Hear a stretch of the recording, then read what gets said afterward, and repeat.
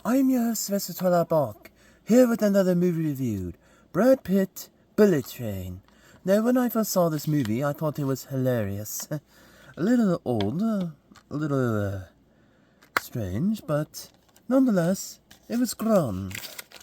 Full of adventure, excitement, and a lot of good music. Action pack. A lot of things that have you looking here and there, and it was also and as you can see from Mashable, an eye-popping and heart-pounding wild ride. And again, there were a lot of things I did not see coming, and a lot of things that were connecting with a lot of interesting twists and turns.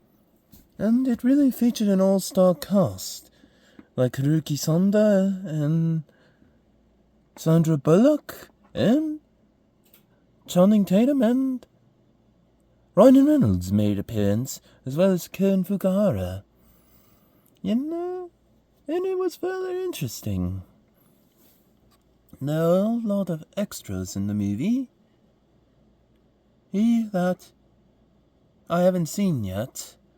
Things you missed, like Easter eggs, the cast, the stunts, and everything. And it was really grand, and I'd definitely watch this again. Also, these are my opinions. Please let me know in the comments below. You can get these at Amazon, Best Buy, Walmart, Target, Barnes & Noble, or wherever fine movies like these are sold.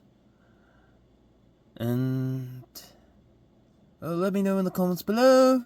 Please like, and subscribe to my channel. This is your host, Svetoslav Bach, signing off.